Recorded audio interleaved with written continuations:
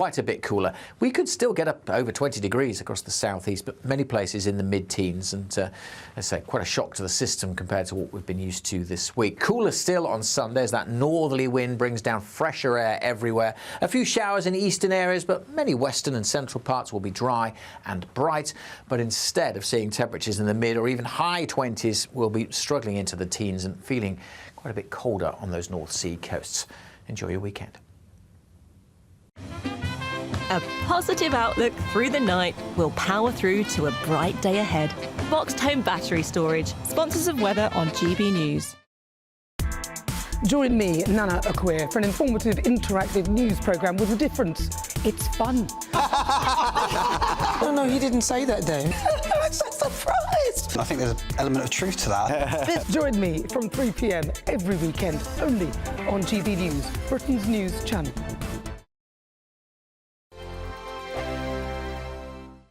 Courtesy of Marquis Leisure, you could be driving away with this brand new Elnag Baron 560 motorhome. It comfortably sleeps 4, comes with sky roof, integrated kitchen and bathroom, and is worth over £67,000. And that's not all, as we'll also give you a further £5,000 in tax-free cash to make sure that wherever this motorhome takes you, it takes you there in style. For another chance to win the lot, text WIN to 63225. One entry costs £2.50 plus one standard network rate message, or text BONUS to 63225. 5 entries cost £5 plus one standard network rate message. Go to gbnews.com/win. Entries start at £2.50. Call 0903 686 3232. Calls cost £2.50 plus your network access charge. Or post your name and number to GB13 PO Box 8690 Derby DE1 9TT. UK only. Entrance must be 18 or over. Lines close at 4 p.m. on the 6th of June. Please check the closing time if listening or watching on demand. Good luck.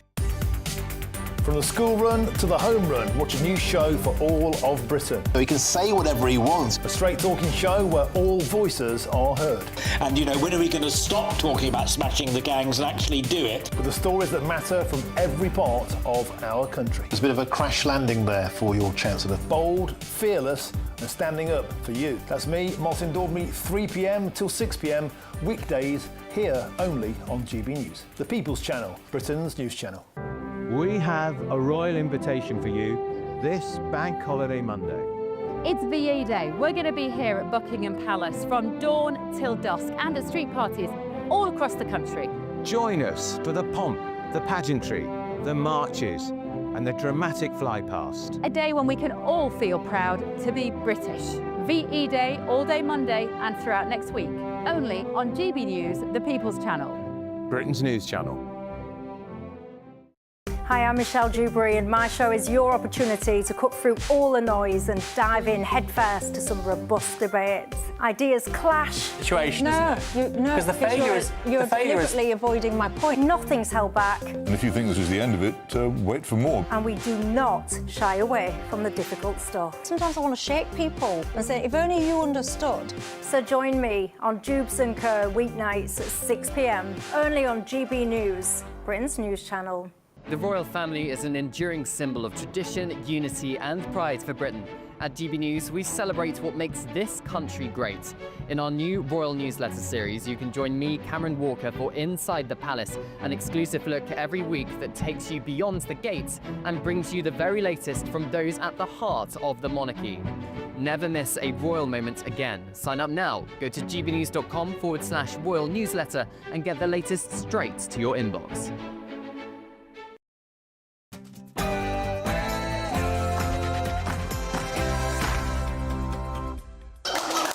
Well, good evening, everybody.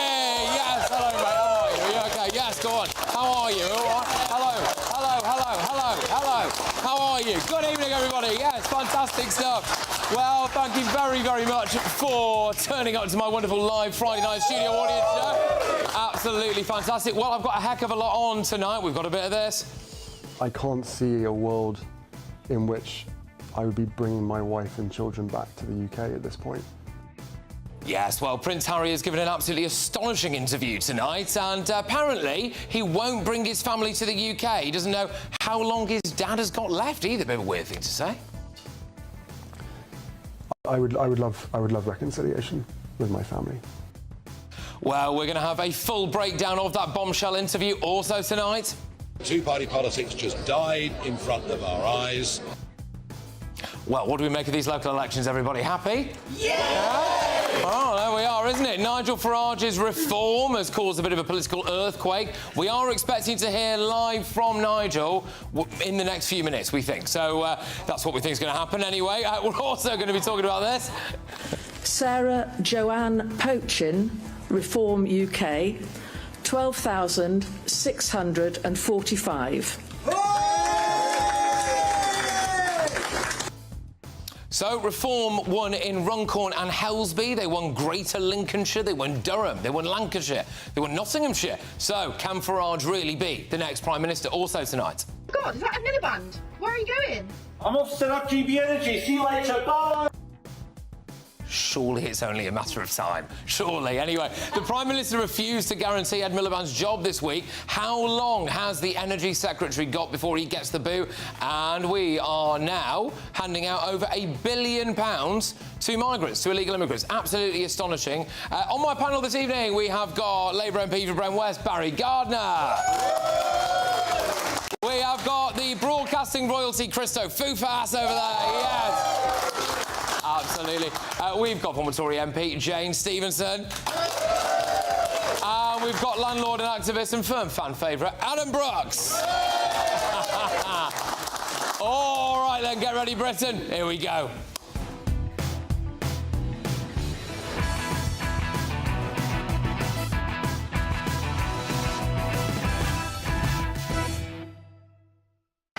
And we're going to go straight to Nigel Farage now, who's talking about his local election victories. I think I can just take you straight to it.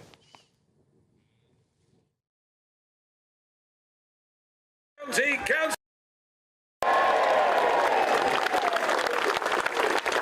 I can stand here now and say to you and declare with absolute certainty and conviction,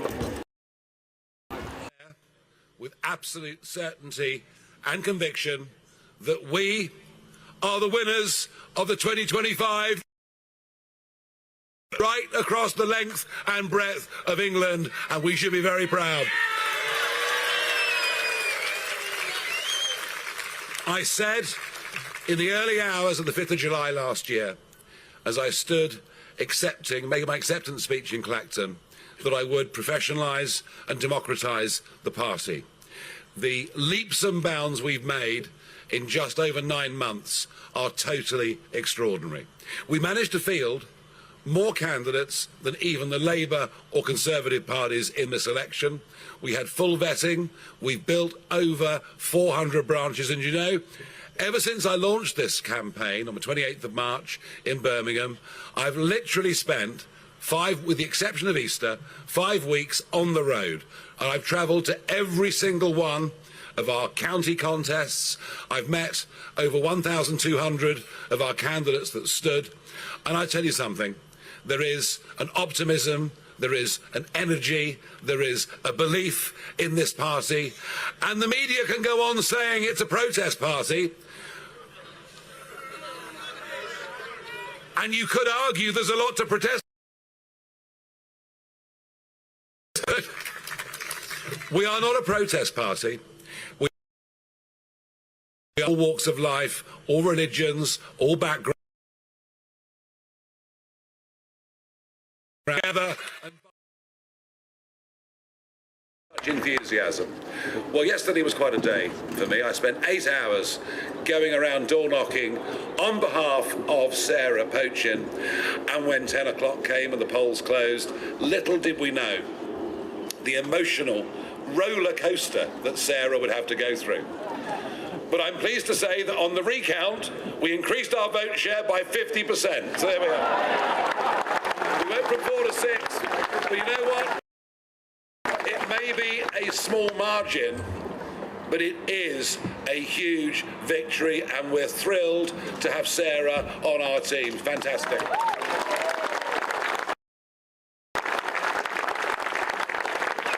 We then went on with Dame Andrea, who you've seen on the stage this evening, not just winning the mayoralty of Greater Lincolnshire, but literally walking it, winning it by a country mile, and with it a massive majority on Lincolnshire County Council. And on we went through the night. The former boxer, gold medal winner in the Olympics, has won the Hull and East Yorkshire mayoralty. Amazing wins. We have, as I speak, total control over 9 councils, including Kent, and a 10th may be on its way. We have won the popular vote by a country mile, and we have gained over 660 new council seats. And the message is very clear. The argument about, would we split the vote? You've heard that one before. What the British people will learn after last night is that if you vote reform, you get... If you vote reform, you get... And that's the point. And actually, in much of the north of England, and in future in this county, if you vote Conservative, you'll let Labour in. Because we have established ourselves in one day in the most seismic moment that English politics has ever seen. We have replaced, no question, we have replaced the Conservative Party. We are now the opposition. We are now the ones that will take on Keir Starmer. And it is in many ways, it is the death of two-party politics. We've lived with it since the end of the First World War. But over the course of the last couple of decades, they've frankly all become pretty much the same, haven't they? Pretty indistinguishable, starting off with, I think, Call Me Dave, who thought he could mimic Blair, and a Conservative Party out of touch with small business, out of touch with entrepreneurship, who in 14 years of government gave us a tax burden going up to the highest it had been since World War II. And of course, just down the road at Dover, stop the boats. Not a chance of them ever stopping the boats. They never meant it. They used it as a slogan. As they've cynically used the British public over mass migration, legal migration. Frankly, they have no morals, they have no principles, they have no scruples, and they haven't even, in those years, made a proper job of Brexit. But I think that level of betrayal, we began to see the effect of it in the general election last year, but it certainly came true last night.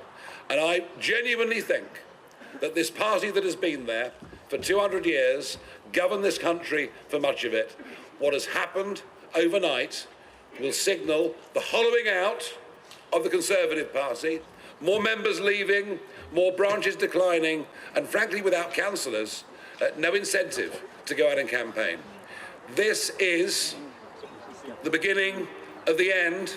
It is the death of the Conservative Party. And do you know something? They deserve it. They did it to themselves.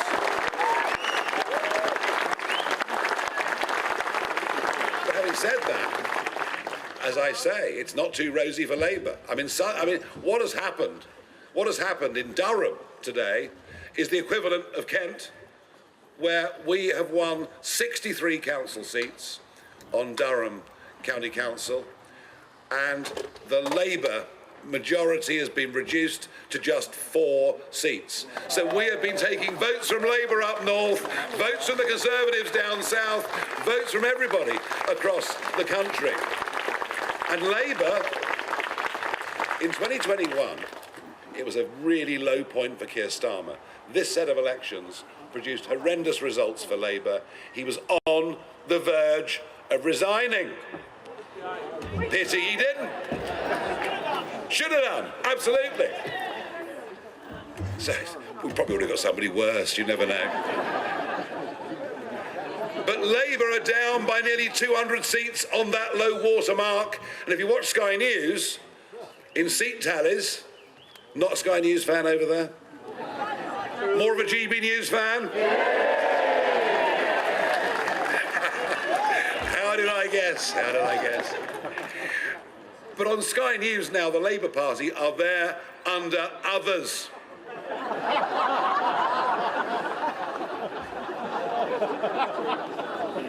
And it couldn't happen to nicer people, could it?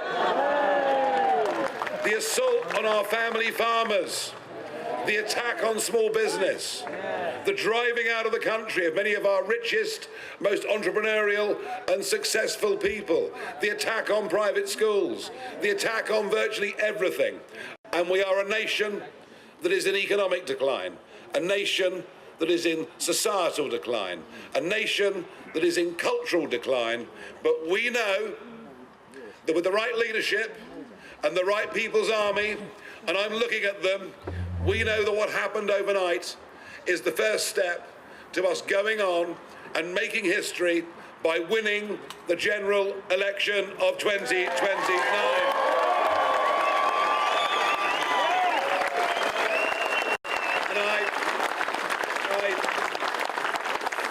Now, journalists often ask you very difficult questions, and on the campaign trail, it was said, well, isn't the problem with your party that it's all a bit too blokish? In fact, one of the journalists asked me, did I have a woman problem? But I said, I've been having that problem all my life, you know.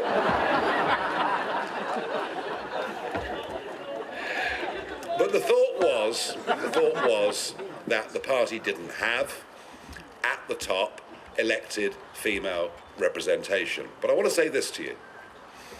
Sarah Pochin was not picked as the candidate to stand in the Runcorn and Helsby by-election because she was a woman.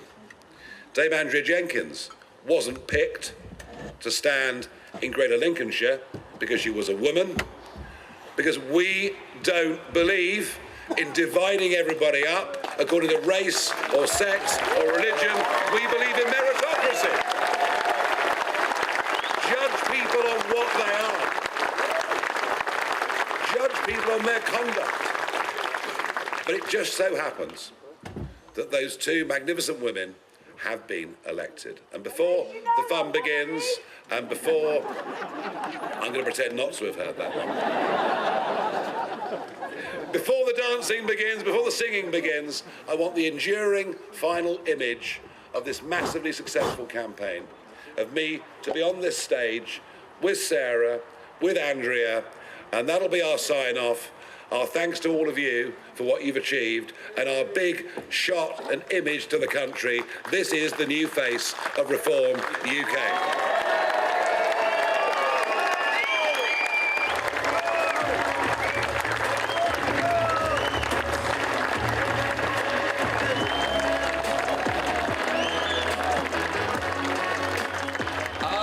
Nigel Farage there, he was, I suppose, really the big winner today. Reform were the big winners, weren't they? So we're going to keep eyes on that. And that was Nigel Farage speaking in Kent, which is obviously one of the areas that they won. General mood of the audience here. Okay,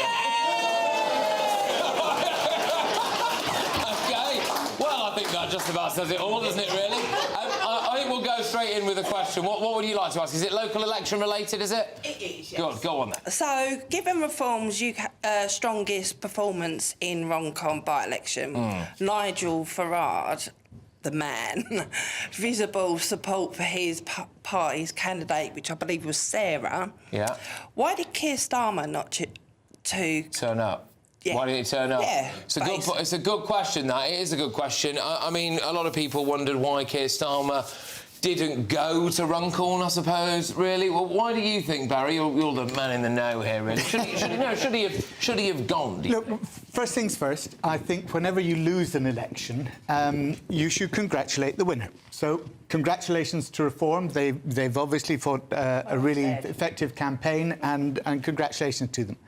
The second thing you should do when you lose an election is you should apologise to your own supporters, because you've not been able to deliver for them the things that they wanted to see changed. So, and the third thing is you should never try and tell the electorate that they're wrong. Okay? What you need to do, look, there's all sorts of excuses that one can put forward, but it's not about excuses. It's about saying we obviously have not persuaded people that they wanted to vote for us, and we need to address that. I mean, it looks as though, last time I checked anyway, it looked like they'd won Runcorn by, I think, 6 votes, didn't they? Really? So it does make you wonder, look, maybe if Keir Starmer had turned up, I suppose it could have gone the other way, couldn't it? Adam, how do you feel about this? Do you think Keir Starmer should have turned up in Runcorn? 100%. I think it was cowardice. The man shies away from any sort of public scrutiny. The man cannot answer a straight question without putting a question back. I have never hid my disdain for the man, Keir Starmer, and I'm so pleased that Reform have done so well. At the end of the day, there's people like me and the audience up and down the country that are sick of politicians treating us like their servants. At the end of the day, we elect MPs and politicians to serve us. I feel like politicians have started talking down to us. Things like Keir Starmer calling us far right if we're against mass immigration or illegal immigration. And even if people do not fully trust Nigel Farage or like Nigel Farage, they want change, and Reform are our only option for change. And it's only the momentum's only going to get bigger. OK, all right. I mean, OK, so bad for Keir Starmer, of course. Not great for Kemi Badenoch either, was it? Let's be honest. So where do the Tories go from here, do you think? I think we've got a lot of... Kemi's got to build trust back, but I think Reform at the moment, they're in the right place at the right time. People are still disappointed with the Conservatives, but they are absolutely furious with Labour. My dad voted Labour his whole life, and he thought that was the decent thing to do. He was a working man. You vote Labour, they look after vulnerable people. And Keir Starmer, if I'd have been the Labour candidate, which is really unlikely, I would have wanted him as far away from my election as possible, because he's taken winter fuel away, he's let down so many people, and I think Reform are hoovering up both sides of disappointed voters. Well, on that, Nigel Farage came out today and said that Reform are now the party of the working man and woman. That's what he said. So, I mean, would you agree with that? Are they now the quotes-unquote working class vote, are they? I would agree with that. I feel a little sorry for Kemi Badenoch, because actually she seems to be I'll tell you why, thank you for asking, because I think that she seems, when you talk to her, to actually understand some of the issues, but after 14 years of she's got the worst job coming after 14 years, and I understand why people don't trust the Conservatives at all, and quite right too, because they made a pig's ear of absolutely everything. But Labour, quite a lot. Labour, do you want to crack that one open? But Labour have been an absolute disaster, and what they need to realise, picking up on your point, Adam, about this idea of everything that we don't agree with is far right, by saying that, in a disdained way. I spoke to many people who were sort of more on the left this morning when I was presenting a show, and a lot of them were saying, oh, well, Reform, it's just, what have they got more than immigration? And don't they understand that the more they do that, and the more they are going to drive people to Reform. If you want to stop people going to Reform, you've got to listen to their concerns, not accuse them of being far right, not take the St George's flag and say, oh, I really like this flag, but it's not far right, everyone. Don't they realise that it's not smart? Keir Starmer is stupid. Right. Wow. You know what? Yes, but it's not intelligent politics. It's not. Look, Keir Starmer is not stupid. He's naive. He surrounds himself with people as intellectual as him in the legal profession and in their posh coffee shops. They don't listen to, say, publicans like me or working people like those in the audience, and they have no idea what goes on in the real world. But a good leader surrounds themselves with people that disagrees with them, that challenges them, and I think you're right. I don't think he does that. Let's just bring Barry in, because there's a fair bit to come back to there. I mean, specifically the allegation that our Prime Minister is stupid. Yeah, look, I'm not going to rise to that. Not a smart leader. Maybe that's a better way of wording it. Can I say that I think the criticism that you've made between you is actually fair, in that we have lost the traditional Labour left votes because of the policies that have been implemented in terms of, particularly, I think, at the moment, PIP, and that's going to affect a lot of people with disability, long-term health issues. And traditional Labour voters look at that, and I'm sure many people in this audience look at that and say, well, that just doesn't seem right.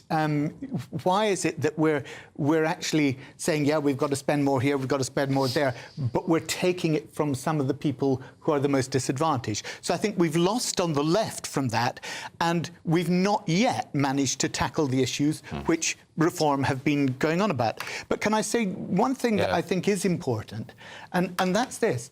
Nigel Farage has actually made it much more difficult for reform by doing so well today. And the reason I say that is because... There's going to be some elite level spin. No. It's, we're about just strap yourselves in for whatever comes next. Genuinely, let me know if you think this is fair. All right, go on. Because what's happening now is that all these new councillors will have to deliver at a local level. They'll actually be held to account, not just for what they say, but what they do when they're in control of a local authority. And actually, it's in 4 years' time that those very councillors will be up for re-election just before a general election has to take place. Yes, they'll have to. And if you accept that there is a sort of swing in these things, that things do go round in a cycle, then actually the likelihood is that they will lose people at that stage, just before a general election. Can I do something really rare? Which won't help. And agree with Barry on that. Because I think my first couple of months in Parliament, I could barely find the ladies' loo and the tea room. Right. There's going to be 15 people walking in their day one, Secretary of State. 50 more need to be ministers, junior ministers. That is a big ask. Yeah. Well, they've got to deliver now, haven't they? Just quickly, there's a point to negate that, is that now, doing so well, the whole nation knows they're not alone in voting reform. And if there was any stigma in voting reform now, they're thinking, well, hold on a minute, all these councillors have been elected, I'm going to vote reform because it's not far right, it's not racist, and it's not extreme. So I think, that will negate your point. I take that, Alan, but it's now no longer on the rhetoric, it's going to be on the delivery. OK, fine.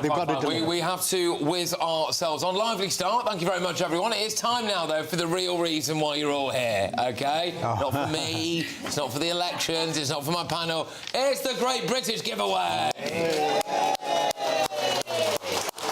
You could be spending your summer in style on the road in this brand new Elnag Baron 560 motorhome, courtesy of Marquis Leisure. Imagine the fun you could have in this luxurious home from home worth over £67,000. It sleeps 4, comes with integrated kitchen and bathroom spaces, and comfortably has space for all the family. And if that wasn't enough, we'll also give you £5,000 in tax-free cash to make your next getaway a great one. It's our biggest prize package ever, and it could be all yours. For another chance to win the lot, text WIN to 63225. One entry costs £2.50 plus one standard network rate message. Or text BONUS to 63225. 5 entries cost £5 plus one standard network rate message. Go to gbnews.com/win. Entries start at £2.50. Call 0903 686 3232. Calls cost £2.50 plus your network access charge. Or post your name and number to GB13 PO Box 8690 Derby DE1 9TT. UK only. Entrance must be 18 or over. Lines close at 4 p.m. on the 6th of June. Please check the closing time if listening or watching on demand. Good luck. OK, so good luck, everybody. Coming up next. I would love reconciliation with my family. This is absolutely jaw-dropping, that interview. I don't know if you've all had a chance to see it. Has everyone watched it yet, or are you going to be confronted by first-time grief, honestly? So, Prince Harry has hit out after he lost his legal battle over his security arrangements earlier today. He says that he won't bring his family to the UK, but he does want a reconciliation. So, should the King listen to his son and bury the hatchet? What do you think in this audience? Forgive Harry or not? No. Right, there we go. I'll see you in a few minutes.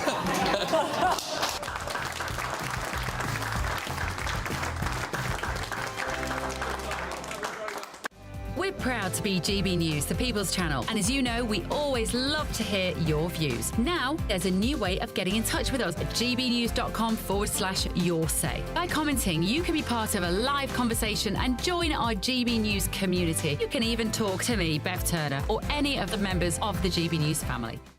Hi, I'm Michelle Dewberry, and my show is your opportunity to cut through all the noise and dive in headfirst to some robust debates. Ideas clash. Situation, No, Because the failure is... You're deliberately avoiding my point. Nothing's held back. And if you think this is the end of it, wait for more. And we do not shy away from the difficult stuff. Sometimes I want to shake people and say, if only you understood. So join me on Jubes & Kerr weeknights at 6 p.m, only on GB News, Britain's news channel. Good Afternoon Britain isn't just about us. The wonderful thing about this programme is it's about everyone watching. It's an interactive programme. Well, there absolutely is something to see here, and we're going to be talking about it more. Whether it's breaking royal news, please bring us up to date, or indeed a particularly punchy speech in the House of Commons. Very, very curious. We bring it to you live, and then we bring you live reaction as well. That's Good Afternoon Britain, weekdays from midday. Only on GB News, the People's Channel, Britain's news channel. This is Britain's Newsroom, where your voice matters. It's just astonishing. With expert analysis and honest opinion, we don't just keep you informed. We bring you unique perspectives you won't see anywhere else. Can't argue with any of that. When the news happens, it happens here. On Britain's Newsroom, weekdays from 9:30 a.m. Only on GB News. Mornings don't have to be tiresome, especially if you have the right company. Wake up to news as it happens, opinion and debate, and of course, a little bit of entertainment too. Because when the kettle's on, we're on.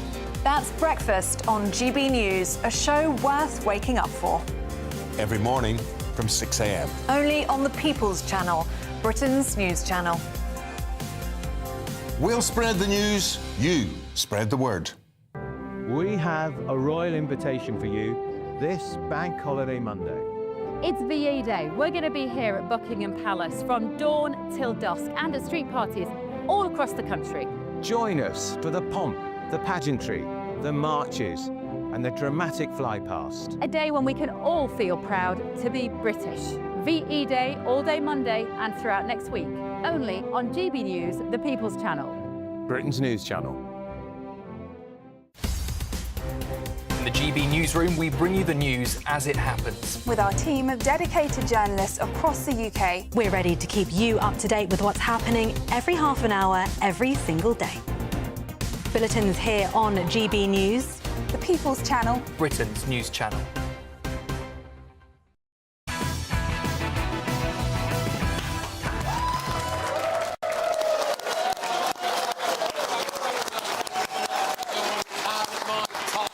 It's not all about the elections this evening. No, there was a shocking interview with the BBC this evening, and Prince Harry has lashed out after losing an appeal over his security arrangements.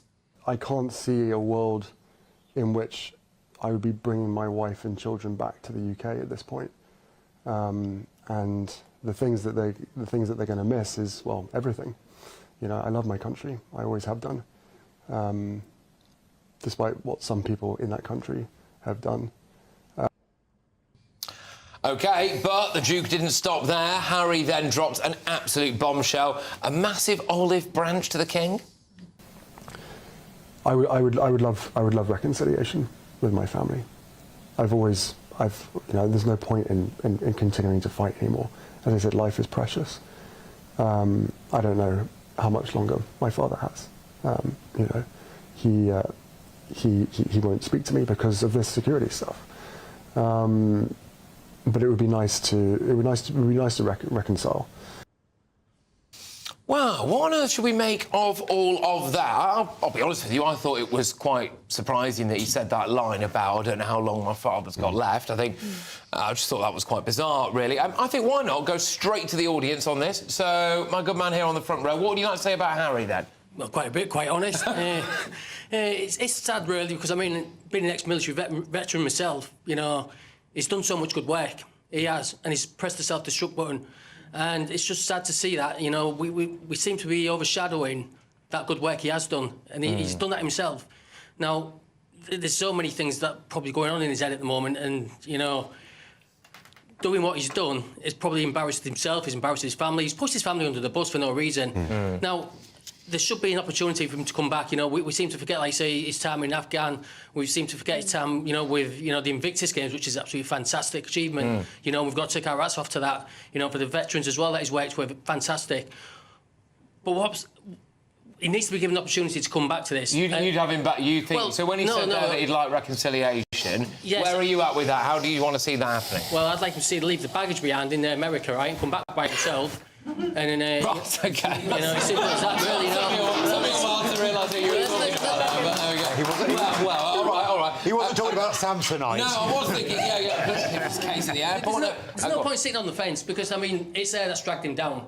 And, you know, he was never like that in the army. You know, he was an absolute top operator as well. You know, he's so close to his brother, he was so close to his family. You know, they've had that perfect family growing up. Right. And he's met her, you know, obviously she's the problem. I mean, she just makes me cringe, quite honestly. All right, well, so there we go. Hey, you're allowed to have your views. Meghan Markle, of course, is not here to defend herself. But I'll go to you. What do you make of what Archer... By the way, thank you very much. You're a military veteran as well. Well done. Good for you, mate. Yeah, what do you make of what we're seeing from Harry there? Those video clips kind of really throw his family under the bus, saying about the king. I feel that Prince Harry and Meghan embarrassed the UK terribly on the world stage. They made the decision to separate from the royal family. I don't believe he should have taxpayer-funded armed police. I think he should have the option for that, but he should pay for it. He's worth tens of millions, if not hundreds of millions of pounds. What he said there about his dad, there's a lot of rumours, unsubstantiated rumours, that the king hasn't got very long. I've heard that. I don't know any truth in that, so maybe he's trying to... Into that. To be fair on what he's trying to put that out there. Harry's saying what he's just said is not going to make those rumours go away, is it? No. Honestly, the pair of them are just moany, whiny, awful, hypocritical, vile people. They really are. I'm sorry. And every time I've sat on this panel and tried to defend the fact he needs security because of his time in Afghanistan and because of the fact that he will always be the son of a king, and I think that on that he actually has a point. I think it's a fair debate to say whether he should pay for it. Now he's got loads of money, but I think he will always be that. But then he wants reconciliation, acting like he's the victim when he's the perpetrator of the stuff that would require the reconciliation. When the Queen was on her deathbed, Queen Elizabeth, he was throwing accusations about racism. Now he's alluding to the King's health being worse than we know. It's no one else's job to tell us that than the King. He is vile.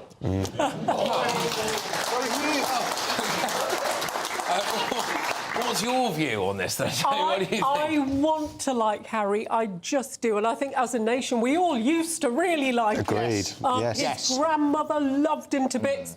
And I think he just, you know, we feel let down. You know, he did betray the Queen, his military service. I will always respect veterans. Respect for that. He's just... Do you think he's right? He's not got the... Because I suppose that is the... I mean, obviously, he's then gone on and done this interview. I suppose the actual news is that he's not getting the security. They'll do it on a case-by-case basis. If he feels unsafe, you know, there's an argument in certain circumstances. I'm sure they will provide some protection for him, but I just think it's the tone of what he says. And on the reconciliation, there's nothing that the royal family likes more than someone standing and airing dirty linen in public. It's crazy. It's quite unbecoming, really. Barry, what do you make when you see Prince Harry doing that? Do you feel sorry for him? Or look, thank you for what you said, because I think it was absolutely right to draw everyone's attention to his military service, to the Invictus Games, and to the way in which he has conducted himself in that respect. Look, I believe in family, and I believe it's important that when you have a rift in family, and many people, many of us have experienced that, they know that families sometimes do fall apart, and I think it's right that we should try and bring families back together. Where I would disagree with you, I think, is he also has another family, and that was a choice that he made. He made it consciously to get married, to have children. And I think the idea that he can come back and then make it all right with the royal family here by leaving his wife and children in America, I don't think that's right at all. I think you do have to try and work for reconciliation, try and make sure that the family can come back together again. We'll see. In the very right quickly, way. do you want to come back to that, and then we're going to have to whiz ourselves on, I think. Hold that microphone closer to you. She's actually living off his coattails. She's making a living off his name. She's absolutely despicable. Like, I mean, she sticks to her jam pots or whatever. Like, but he needs to get rid of her. You know, if he's coming back, you know, then he needs to get rid of her. She's the problem. That he's the way he is. Nobody else. It's just there. All I would gently say to you is that she was a movie star in her own right, earning millions separately from him. She was on a minor TV show on a Canadian channel. I wouldn't go on that. We're going to have to whiz ourselves on. We're going to have to whiz ourselves on. We will never know what Meghan Markle's acting career could have been, will we? Anyway. Coming up next. God, is that a Miliband? Where are you going? I'm off to set up GB Energy. See you later. Bye. Grief, honestly. The government was torn apart by a massive civil war over net zero this week. So, how long can Ed Miliband realistically survive? All of that coming your way next.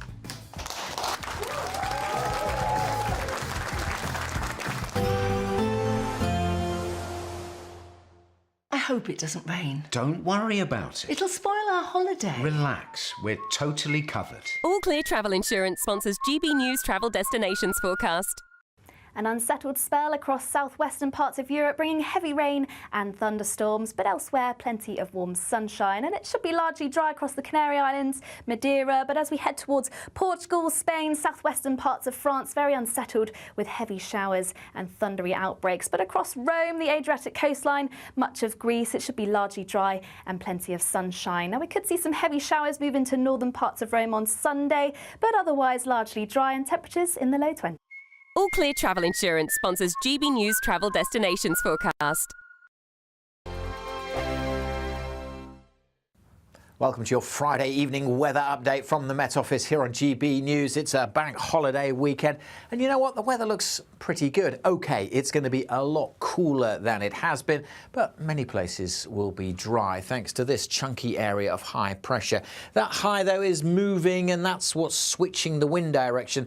That's why things are turning quite a bit cooler. Still quite a warm evening across the south. See one or two heavy showers there tending to fade away. Most places across England and Wales will be dry. Some showers coming into northern Scotland and a few outbreaks of rain trickling into the north of Northern Ireland later in the night. As I said, it's still quite warm and temperatures may hold up in double figures across the south, but it is going to be turning cooler as we go through the weekend thanks to a northerly wind. Some mist and low cloud just lapping the coast of southern England, may drift around into East Anglia and the southeast of England into the morning, so it might be a bit murky here, but a good part of England and Wales having a fine start. It will be quite cloudy for Northern Ireland with some light outbreaks of rain trickling south and more showers coming in across northern Scotland. They will tend to fade, I think, as we go through the day, and with some shelter from that northerly wind. Actually, a pretty good looking day through the central belt of Scotland, feeling pretty pleasant here.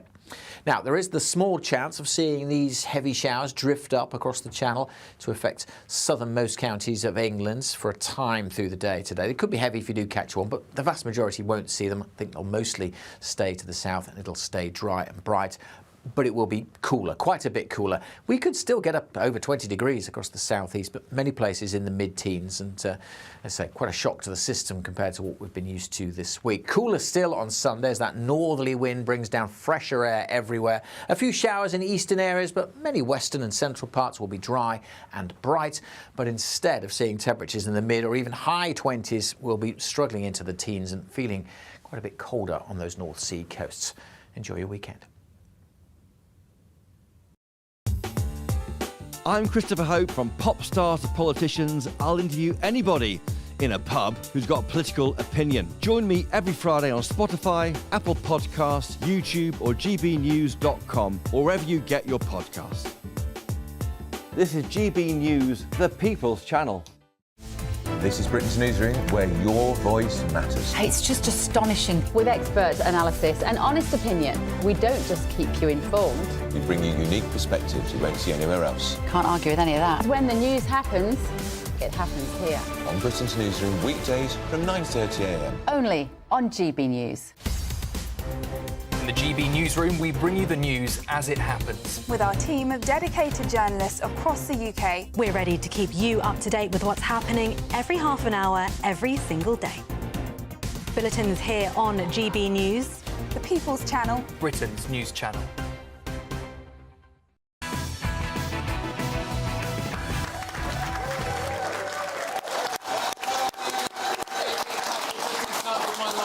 Studio audience, and the Labour Party was engulfed by a civil war over the government's net zero policies this week after Tony Blair warned Sir Keir Starmer that his current green policies were, quote, doomed to fail. The former Prime Minister did then row back a little bit on the comments, which was perfect timing, given that they then had local elections, at which Labour got massive kicking. So on Wednesday, Downing Street refused to guarantee that the Energy Secretary would still have a job. Now, I know that's not normal, but he has already committed to David Lammy and Rachel Reeves apparently keeping their jobs for as long as he's in power. So, in that context, it's quite telling that he's not given Miliband his full backing. I think I'm just going to go straight to the audience. We'll bring the panel in. Sir, good to see you. What would I say on this net zero stuff? Hi, Patrick. Firstly, congratulations on the upcoming baby. Thank you, I've got one due, I think a week after you, so... Oh, what was that? What was that? I've got a baby due, well, No, yeah, so when I saw that...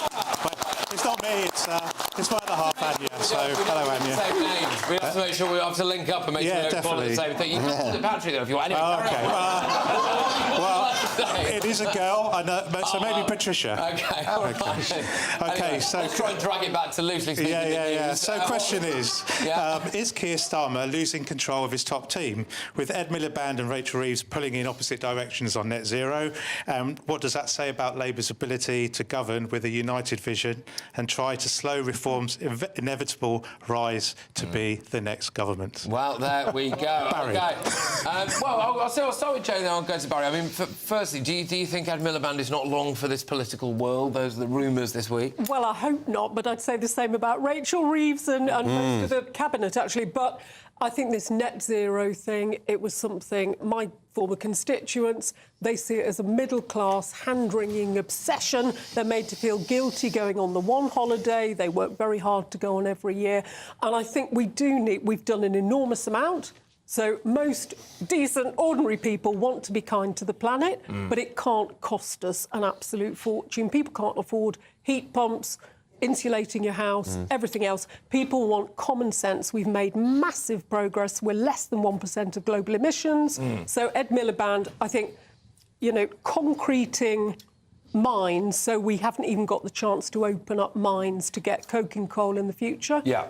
It's crazy. There's so much craziness I could... And you're right, can I just say, imagine that they come up with some sort of science that means that they can, I don't know, with carbon capture, which I know that that's contentious, that coal could be used in the future, and we'll never be able to. And we need it's madness. And now we're importing it most of the way around the world. There's also the job losses as well. I mean, I didn't really ever think I'd see the day where a Labour minister was essentially celebrating the fact that heavily unionised working class people were losing their jobs as a result of his policies. Just before I go to Barry on this, just to get a feel for the room then, where's everybody at when it comes to net zero? So does anyone here care about net zero?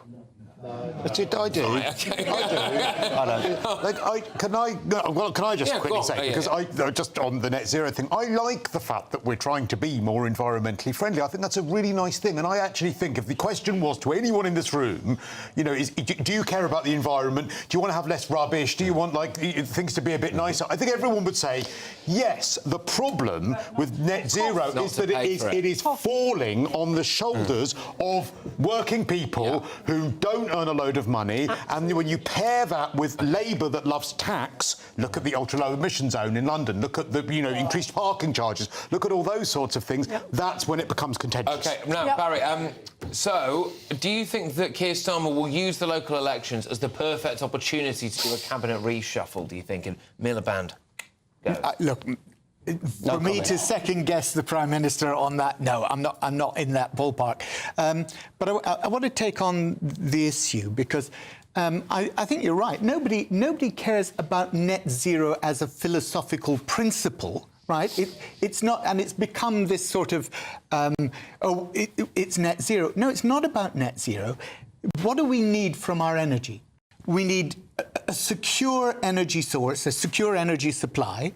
We need clean energy, right, that's not polluting the air, that's not causing bronchial problems and heart disease. And we need it to be cheap, right?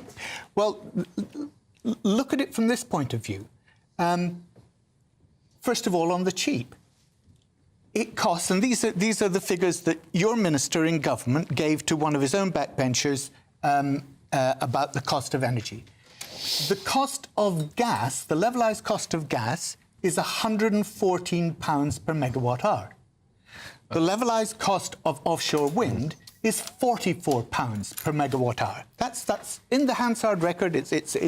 So it's actually cheaper now all around the world to produce solar and wind than it is to do it from the international gas and oil markets. And those are just... OK, fine. But excuse me, sorry, but the rumour is that he's on his way out, Ed Miliband. Look, I hope so. For me, you know, he is a climate extremist. And the common sense approach for anyone to do with net zero is you work to a transition once you have got the technology and the infrastructure ready to go. We have neither. So we are making ourselves poorer and we are risking blackouts just to tick a box, whilst China, America, India are going to power on and leave us behind. More people will die from poverty than climate change in the next few years. Very quickly, and we are going to have to be quite quick, sir. What would you like to say about this? I was just going to talk about carbon capture. OK. We've got all the carbon capture we need. We just need trees. Is that all right? Sorry. Yeah, someone spoke about spending billions of pounds on carbon capture. I mean, what a waste of money. Just plant more trees. Exactly. And a lot of Labour councils are taking up trees to put in cycle lanes, which is also completely... Actually, probably a few Tories as well. So it all seems completely lack of common sense. All right. OK, well, another lively segment there. Coming up, an ethnic minority police officer was given a job in West Yorkshire Police despite failing the interview. So, why are the police so... Why are the police so obsessed with race? What's really going on there? I'll see you in just a couple of minutes.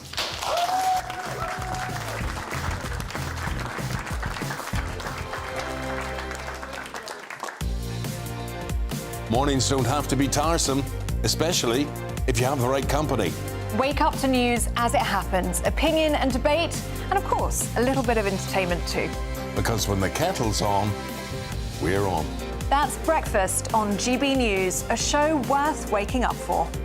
Every morning from 6 a.m. Only on the People's Channel, Britain's news channel. We'll spread the news, you spread the word. GB News Breakfast, every day from 6 a.m. It is cruel because I think children are only your children for 16 years, 18 years, right? And then they go and they have to do all this stuff for themselves. I think while they're young, their main priorities should be their education, coming in, doing their homework, getting to bed, getting enough sleep. My children, for example, are 11 and 16, so one's doing his GCSEs, the other still randomly has a ton of homework, even 11. By the time they've come in and done their homework, they're exhausted and they go to bed. I just don't think it is my job as a parent to tell them to then go and mop the floor or hoover their bedrooms. Their main focus is their education at this age. Yeah. You made my blood run cold there talking about homework, because I'm not a believer in homework. I think school is where you do work and then you come home, and home is where you can do anything else that you want to do. But I just think it's just all too much. I think this is a tricky one because we're not talking about Victorian Britain or sending children up chimneys. We're talking making your bed, tidying your room. I think it's a great help for people to do chores around the house. There's been several studies where they've seen that it's had beneficial well-being for children. And I think it's just about learning about time management, confidence, resilience. These are just basic life skills. So many people these days, teenagers, grow up and they don't have them, and then they're going off to university or whatever. I saw a really funny video actually of a mum who couldn't get her child to clean up, so she got black rice, sprinkled it around the room and told him it was mouse droppings. Now, I don't know if we need to go that far, but I do think it's good for children as a whole. GB News, the People's Channel. The royal family is an enduring symbol of tradition, unity and pride for Britain. At GB News, we celebrate what makes this country great. In our new royal newsletter series, you can join me, Cameron Walker, for Inside the Palace, an exclusive look every week that takes you beyond the gates and brings you the very latest from those at the heart of the monarchy. Never miss a royal moment again. Sign up now. Go to gbnews.com/royal newsletter and get the latest straight to your inbox.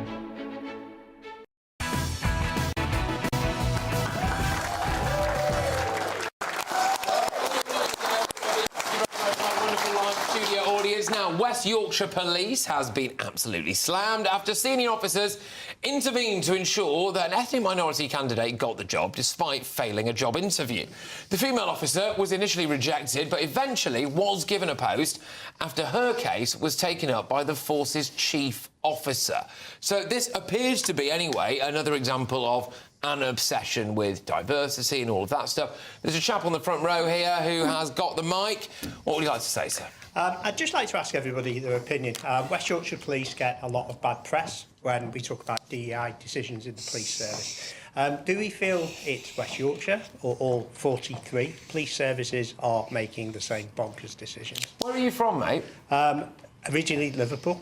But Oh, right, live okay. down in Kent. Right, OK. I wondered if you had some skin in the game when it came to West Yorkshire. I was going to say, I had to read that because and use the word police service as an ex-police officer who served in a police force. So you're an ex-police officer? Right, well, thank you very much for everything that you've done there, so great stuff. And I'll just stick with you for the moment, if that's all right. What would you be saying if you were a police officer now serving and they were doing things like these DEI hires or whatever else? What do you, being realistic, what do you think the conversations are taking place behind the scenes with police officers? Do you think they're in favour of it or not? I still know a few colleagues who are still in the police force and they can't wait to leave. They've done 20 years in GMP, in Cheshire Police, in Merseyside Police, and they don't recognise the police service. They don't like what it's become. OK, fair enough. Well, thank you very much for that. Adam, this diversity stuff, has it got to end, do you think? No wonder crime is running rampant in the streets of Britain and we've got such a terrible problem. Our streets are like war zones. We've got officers that are obese, that are unfit, and now we are taking police officers on that lack the intelligence to do the job. And why? It's to tick a box. So we can say, right, we have X amount of ethnic minority officers. Brilliant, let's give ourselves a clap. Let's send that to head office. And all that's doing is putting you and I at risk and our children at risk. And law and order is breaking down in this country. What do you think? Do you think that there's a case to say that maybe we need some of these targets because otherwise, I don't know, it'd be racist? There's not a lot you can say. It's lunacy. It is just crazy, and it actually endangers officers working next to people. If people don't make the grade, they shouldn't get the job, and I would never want a job because I'm a woman or I'm a ginger. You know, it's got to be on merit, and if you stop hiring people on merit, if she fails a test. OK. It's an insult as well to those people who are from diverse backgrounds that then, you need that little leg up. I think that's really insulting. Right, sorry, Bays, we've only got 45 seconds left on the hour, so sorry. Very quickly, Barry, yes. Thank you. Thank you for your service. That's the first thing, OK? So thank you for your service. Huge respect for what the police do. I have to say, I read to the end of the article, there were 8 other people who also failed the test who were white, who also were given jobs. Okay. So I don't think in this case it's simply because of the ethnic situation. I've got to read out a statement from West Yorkshire Police, and they said this claim has been thoroughly investigated. They say there's no evidence been found to support allegations that this applicant had been given favourable treatment. Anyway, right, coming up at 10 p.m. Well, I think we're going to be talking about what is a day to forget for Labour and a day to remember for Reform with my live studio audience.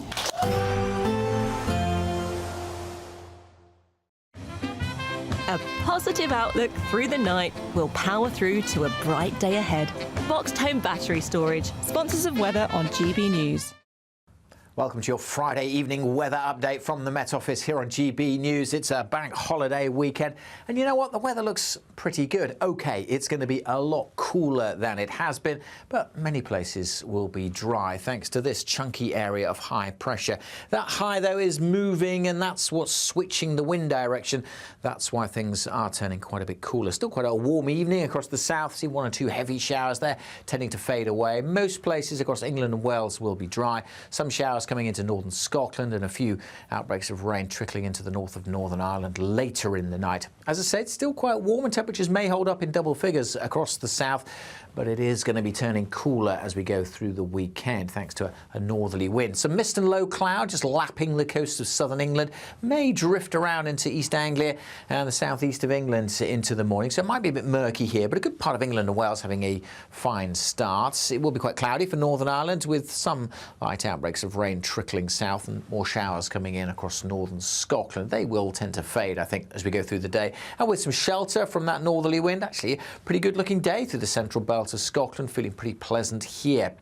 Now, there is the small chance of seeing these heavy showers drift up across the Channel to affect southernmost counties of England for a time through the day today. They could be heavy if you do catch one, but the vast majority won't see them. I think they'll mostly stay to the south and it'll stay dry and bright.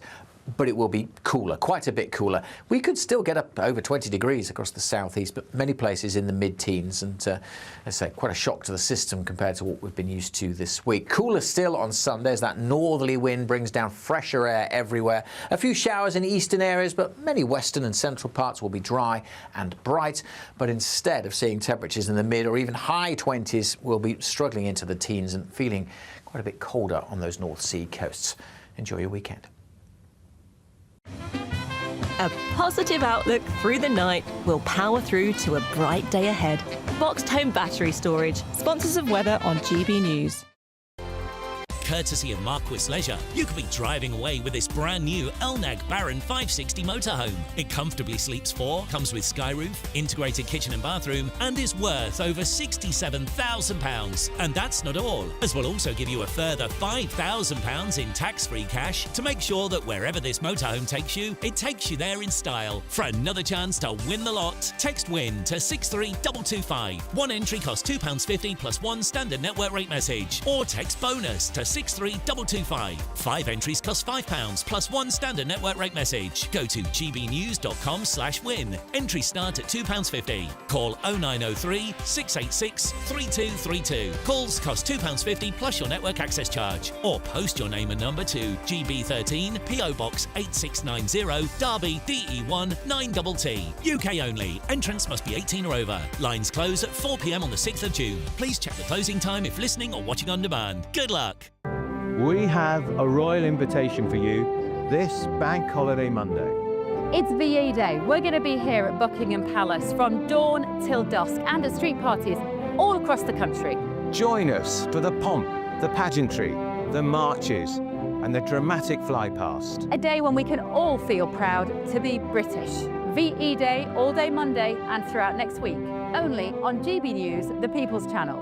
Britain's news channel. I'm Christopher Hope. From pop stars to politicians, I'll interview anybody in a pub who's got a political opinion. Join me every Friday on Spotify, Apple Podcasts, YouTube or gbnews.com, or wherever you get your podcasts. This is GB News, the People's Channel. Good Afternoon Britain isn't just about us. The wonderful thing about this programme is it's about everyone watching. It's an interactive programme. Well, there absolutely is something to see here, and we're going to be talking about it more. Whether it's breaking royal news, please bring us up to date, or indeed a particularly punchy speech in the House of Commons. Very, very curious. We bring it to you live, and then we bring you live reaction as well. That's Good Afternoon Britain, weekdays from midday. Only on GB News, the People's Channel, Britain's news channel. This is Britain's Newsroom, where your voice matters. It's just astonishing. With expert analysis and honest opinion, we don't just keep you informed. We bring you unique perspectives you won't see anywhere else. Can't argue with any of that. When the news happens, it happens here. On Britain's Newsroom, weekdays from 9:30 a.m. Only on GB News. the GB newsroom, we bring you the news as it happens. With our team of dedicated journalists across the UK, we're ready to keep you up to date with what's happening every half an hour, every single day. Bulletins here on GB News, the People's Channel, Britain's news channel.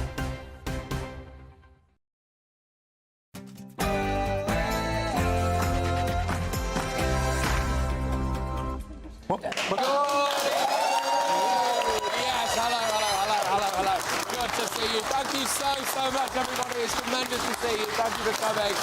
This is, of course, the only way to kickstart your Friday night. And, of course, this is my live studio audience show. We've got loads coming your way. Two-party politics just died in front of our eyes. Well, Nigel Farage's reform have caused a bit of a political earthquake today. Sarah Joanne Pochin, Reform UK, 12,645. Unbelievable. 6 votes in it. 6 votes in it. Reform won Runcorn and Helsby. They won in Greater Lincolnshire. They won in Durham, in Lancashire, in Nottinghamshire. Nigel Farage, I'm afraid, says you're a coward for not campaigning in Runcorn. Are you a coward? Look, the results are disappointing. We always knew that this was going to be a challenging election. Well, can Kemi Badenoch and Sir Keir Starmer lead their parties into the next election? Also tonight. I can't see a world in which I would be bringing my wife and children back to the UK at this point. Prince Harry's given an astonishing interview tonight, but yes, he won't bring his family to the UK. He doesn't know how long his dad has got left to live, and he wants some kind of reconciliation. Plus, we are now handing out more than £1 billion in benefits to illegal migrants. Are taxpayers being taken for a ride? Well, alongside my lovely studio audience, we also have my top panel, don't we? So we've got the Labour MP for Brent West, is Barry Gardner. We have got top Tory Jane Stevenson. Broadcasting royalty, Christo Fufast. And let's be honest, everybody's fan favourite is Adam Brooks. All right then, come on, get ready, Britain, here we go.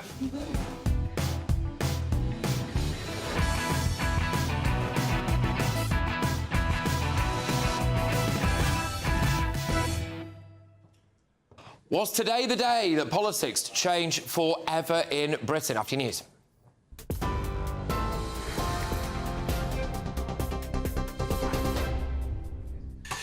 Thank you very much indeed, Patrick. Good evening to you. Just after 10 o'clock, our top stories. Prince Harry says he wants a reconciliation with the royal family, but claims his father won't speak to him because of security issues.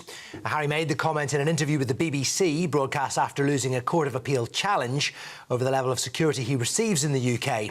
His taxpayer-funded protection was downgraded in 2020 when he stepped down as a working royal. The Duke of Sussex feels it's impossible for him to bring his family back to the UK safely and has called for the government to intervene, adding he doesn't know how much longer his father has. I would love reconciliation with my family. There's no point in continuing to fight anymore. As I said, life is precious. I don't know how much longer my father has. He won't speak to me because of this security stuff. But it would be nice to reconcile. If they don't want that, that's entirely up to them. Nigel Farage says the local election results mark the beginning of the end for the Conservative Party.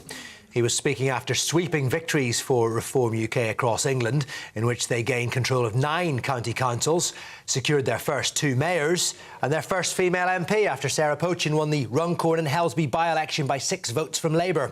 Mr Farage says the two-party system, as we've known it for a century, is over. Two-party politics just died in front of our eyes. What happened here in County Durham and in Lancashire and in Runcorn and Helsby, really is, for the Labour Party, pretty cataclysmic. And what's happening with the Conservatives in the Shires is an apocalypse.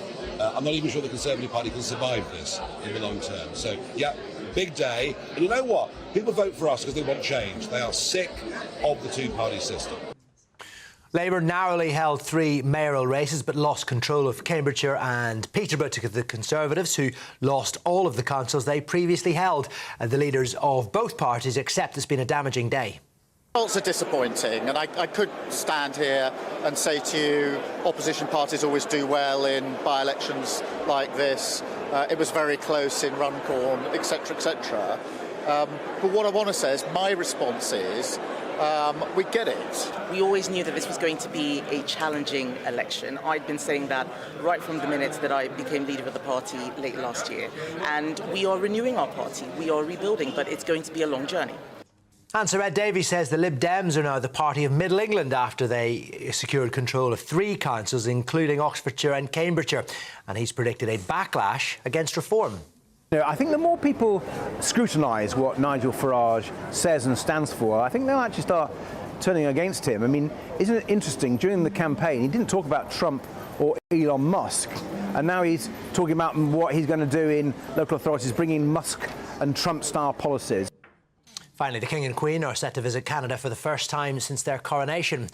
They will travel there on the 26th and 27th of May and will attend the state opening of the nation's Parliament. Charles is Canada's head of state, and he will go there with his wife less than a month after the former Bank of England Governor Mark Carney and his Liberal Party secured an historic election victory. Those are your headlines. More from me at 11. For the very latest GB News direct to your smartphone, sign up to News Alerts by scanning the QR code or go to gbnews.com/alerts.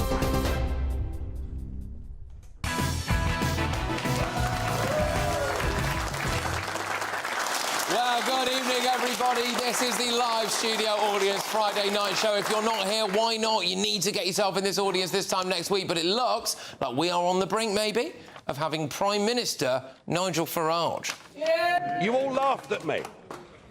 Well, I have to say, you're not laughing now, are you? Well, they're not laughing now, are they? Reform won, I think, at the time I came on air anyway, 7 county councils and had more than 400 councillors elected. They won the by-election in Runcorn. Sarah Joanne Pochin, Reform UK, 12,645. They won the mayoral election in Lincolnshire. And I do hereby declare that the said Andrea Marie Jenkins is duly elected as Mayor to the Greater Lincolnshire Combined Council.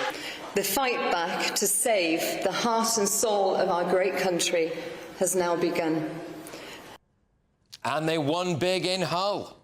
Of Hull and East Yorkshire Combined Authority.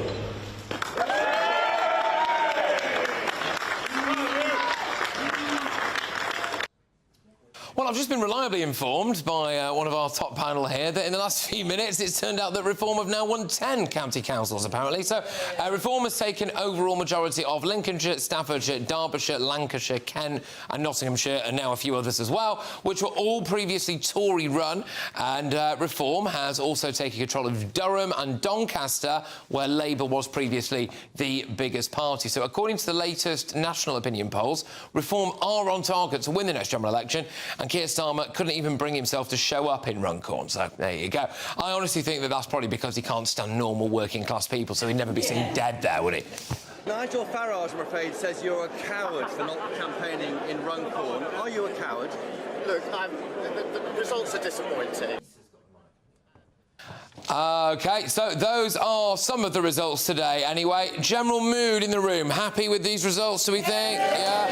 All right, well, let's go to Denise, I believe, who's got a point or a question. What would you like to say based on the election results? Go on. Well, given how fantastic Reform did in yesterday's elections, is Kemi Badenoch still the right choice of leader for the Conservative Party now? Well, it's a good question. Where have you come from today again? Sheffield. Sheffield, there we go. Good. So there's a slight battles on here to be the furthest travel, but I think you might have won it. But well, Jane, I'll start with you then. I mean, you know, is Kemi Badenoch the right person to turn that ship around, do you think? I think Kemi needs to win back that trust. She needs to fight. I think when Kemi shows she's fighting, she has got real grit and she's got proper Conservative principles. I think we just need to step that up now, yeah. OK. I hope she can win back trust. I think it's too early. It's a long time till the next election. Adam, I just want to know what you think about the results that we saw today. I mean, I think that there's 10 councils that Reform have won, plus a by-election, plus a few mayoral elections as well. But it's been a great day for Reform. It's a huge statement for Reform, and I'll reiterate the point. You are not alone if you support Reform. Do we think Reform are going to be a perfect government when they get in a few years' time? No, but they're better than what we've got and what we've had, and you build from that. I don't know anyone that would want to vote for Labour or the Conservatives at the moment. I think Kemi Badenoch has been very weak in Prime Minister's questions. She's showed that possibly she's not up to the job. Keir Starmer, for me, he's probably the most hated Prime Minister in decades. It's not if, but when Labour decide to depose him and try someone else. So it's going to be a very eventful next few years. All right, Christy, I'll go to you then, Barry. I like Kemi Badenoch. I said this earlier, I'll say it again. I think that she has got a really, really tough job. I think you're right, she's not cutting through. But then if you look at Margaret Thatcher and the earliest years of Thatcher being opposition leader and actually the first few years of her government, it was disastrous. And actually she then went on by just holding her nerve. The question will be whether the Conservatives start to self-destruct by saying, actually, we're so impatient that we need to ditch her. Just on these results, by the way, I think Kent is so interesting, and it'll be really interesting to see the breakdown in Kent. Now, obviously, Kent, you've got Dover, where there is, of course, the migrants coming over, so that's much more of a national issue over a local issue. But if you were someone who thought, oh, Reform, it's just, you know, a few places in the north where they're making gains. Yeah. No, I mean, look at Kent, like, you know, Garden of England, very, very, you know, green, very home counties type of place. That just goes to show, picking up on your point, that the Reform is coming south. Do people, just again by way of noise, do people think that Nigel Farage will be the next Prime Minister? Yay! I do. I remember, I'll put a question to you in a second, Barry, but I remember interviewing Nigel Farage's partner when he went in the jungle. So he was in the jungle, and she doesn't normally do a lot of media, but she decided to do an interview. It was really nice. And she was talking about the fact that, in her mind, he was absolutely 100% going to be the Prime Minister. Yeah. And people found that hilarious. I had phone calls from people who worked at the Financial Times and places like that saying, I can't believe, was she being serious? Well, she was being serious, and now it might actually happen, so there you go. But, I mean, Barry, what do you make of these results, then, do you think? Is it a bad day out for Labour? Yeah, of course it was. And it was a very good day for Reform. And as I said earlier in your programme, congratulations are due to Reform for the campaign that they ran. And we need to apologise to our voters that we're not going to be in a position to deliver the things that they wanted. But think Starmer's too toxic? No, I don't. Look, I think, let's face it, after 14 years, the inheritance has not been great. It's been a very difficult time to come into government. But that's not... It's no point in making excuses. You can't just sit there in government and say, oh, well, you know, poor us. No, we wanted to be in government. We said we had a plan for government, and now we've got to deliver on it. And in fairness, they've laid on how bad it was when they came in, like with a trowel, and people don't all agree. Well, but not as thick a trowel as your makeup.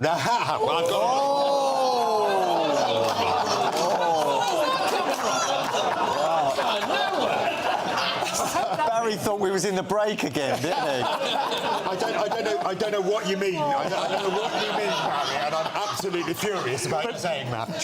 To come back to the point about, you know, Prime Minister. So happy with himself, isn't he? So you think Keir Starmer can resurrect this? What I'm saying is, it's a long time. You know, who was it that said a week is a long time in politics? 4 years is a very long time in politics. Okay. We've already seen the headlines in the newspaper that said that they're going to be cutting interest rates, people's mortgages then come down, people then feel better off. Let's see what happens, but, you know, it's a very long time to the next election. Denise, do you still have the microphone there? Yeah. What do you make of what you've heard? Do you feel as though Kemi Badenoch isn't the right person to lead the Tory party then? Hold your microphone up, please. I do, but I think in the current political climate, I think she's a dream for Reform. OK, why? What for? Because while ever she's acting like she is as leader, it's not going to really make any difference. OK. I do think she needs to be replaced if what would you make? Tories want to I think I'm fairly aligned to my area, the Black Country, in the West Midlands, best place on earth. People want radical action, especially on illegal migration, especially on the levels of immigration. I would love the chutzpah of reform mixed with the experience, the solid management of conservatism and those proper conservative values. And as Kemi develops policies, as she fights, shows people who you are, as Rob Jenrick chips into those policies, I hope we will get something that makes sense. Okay. Or you might end up...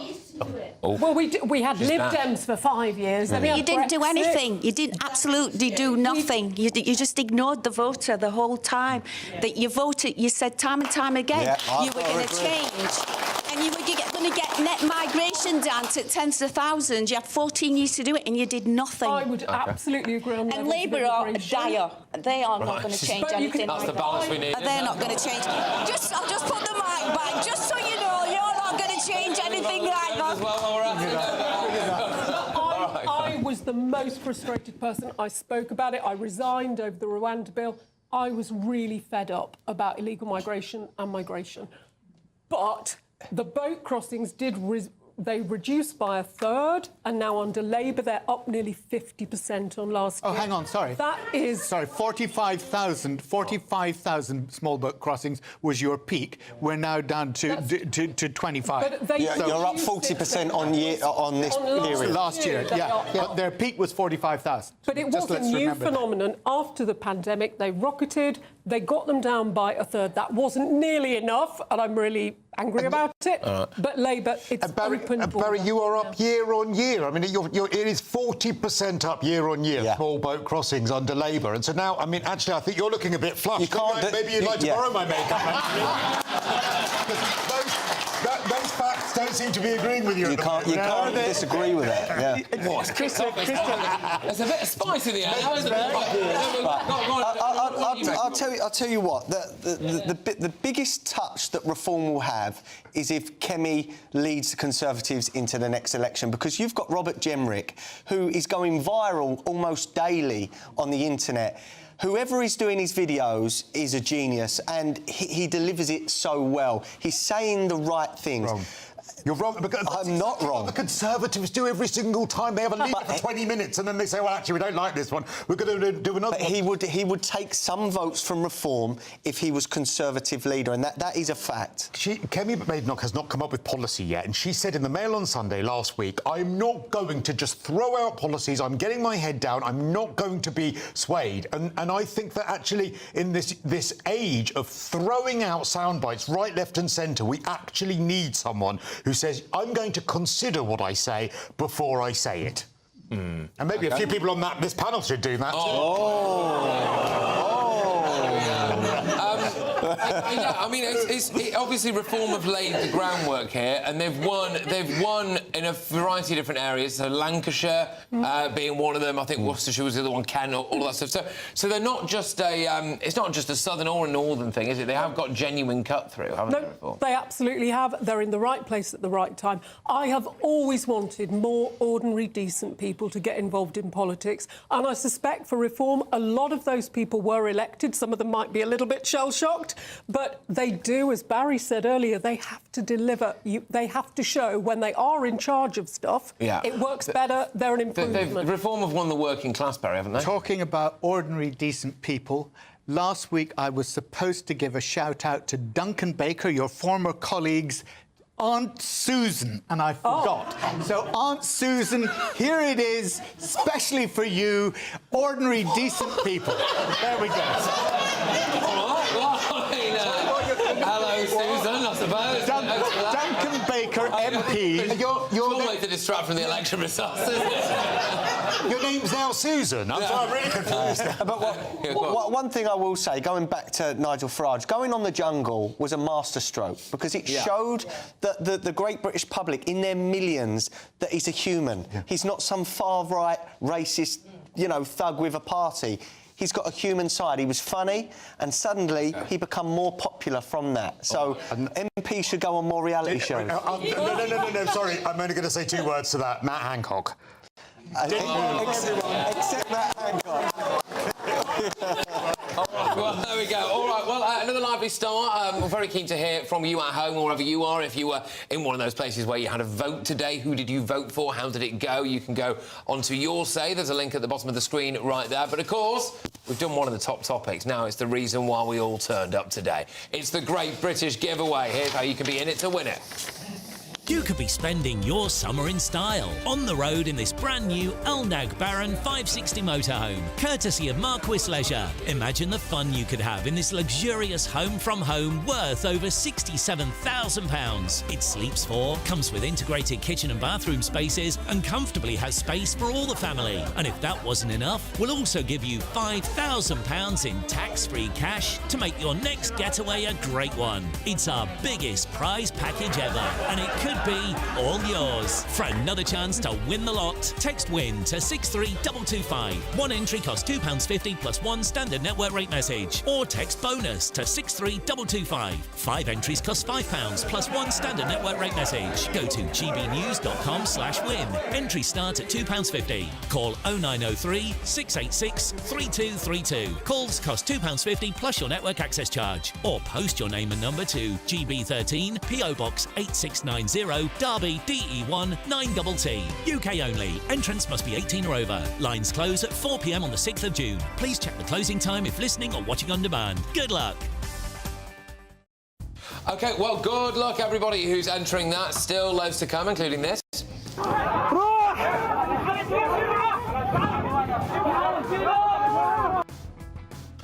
So, the migrant benefits, apparently, the bill has now topped £1 billion.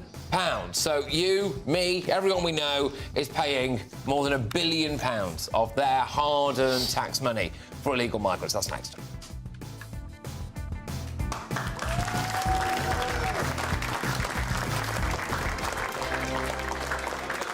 Headliners on GB News 11 p.m. every night. It's got 3 top comedians going through the next day's newspapers so you don't have to read them, which is great. That's a good point. He's lying. Maybe he's not lying. That's Headliners every night from 11 p.m. and 5 a.m. as well on GB News, Britain's news channel. Join me, Nana Akwe, for an informative, interactive news programme with a difference. It's fun. No, he didn't say that, Dave. I'm so surprised. I think there's an element of truth to that. Join me from 3 p.m. every weekend, only on GB News, Britain's news channel. GB News Breakfast, every day from 6 a.m. He's not just the first Brit, he's the first European, is that Correct. right, to win the Grand Slam? To win the Grand Slam. See, the Grand Slam is something that's never really mentioned because it's so rare to win all 4 majors. Well, this is what I was going to head to. Can you get closer, get back until we can hang out with Rory for a while? Rory would be our mate. He would be great. I think he'd get on great with us. I tell you what he is. He's the most ordinary guy. You meet him. I remember one night, he's good company. Yeah. And I always thought that there was a weakness with him, that he was too friendly with too many people. Yeah. I mean, people I'll not name, but I remember, people at the height of their career and they're watching games or they're watching... I remember once with the snooker tournament, walking up to a player and saying, incidentally, when this is over, could I... And he just said, shut your mouth. You are kidding me. Did. Yeah, he turned is he alive or is he dead? Oh, he's very famous. And he said to me, never... And he was wearing sunglasses and he took them off. He said, never, ever interrupt me when I'm watching snooker. And, but I learned something from that, Yeah, but come on. I mean, it's rude, but you can kind of understand that some people need to kind of psychologically protect them. I don't know. And it must be frustrating sometimes when people interrupt you. But on the other hand, but for be me, a Miriam, nice there's guy. no except bad No, manners. I know. There's no excuse for bad manners. No, that's right. At least you go, look, sorry, but... I'm just concentrating at the moment. Can you speak to me later or something like that? Please, you shut up. But you were saying yesterday, he's now one of the most famous, one of the most successful people from Northern Ireland. I think there was even a suggestion he should do an open-top bus tour. Well, that was me yesterday. Oh, was it you? I think Okay. absolutely should, yeah. Why? Eamon. Not today, it's raining. Eamon will be driving the bus, and there'll be Rory there. I have a bus with my picture on it. I know, yes, I know. That's what they want. They just have the Eamon bus, Rory on the top, nobody on waving. GB News, the People's Channel. We're proud to be GB News, the People's Channel, and as you know, we always love to hear your views. Now, there's a new way of getting in touch with us at gbnews.com/yoursay. By commenting, you can be part of a live conversation and join our GB News community. You can even talk to me, Bev Turner, or any of the members of the GB News family.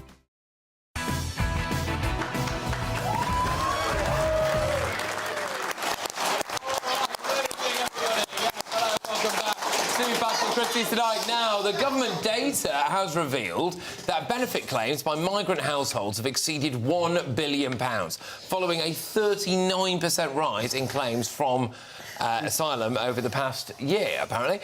It comes amid record-breaking small boat crossings. So far this year, more than 12,000 migrants have arrived across the Channel. That figure is obviously set to soar. We are expecting a bumper summer, aren't we? So, there we go. Has anyone got a question on this? Have we got a microphone anywhere? There we go. What would you like to ask about the migrants' benefits bonanza? Why are they cutting the benefit for people here and giving the migrants benefits instead?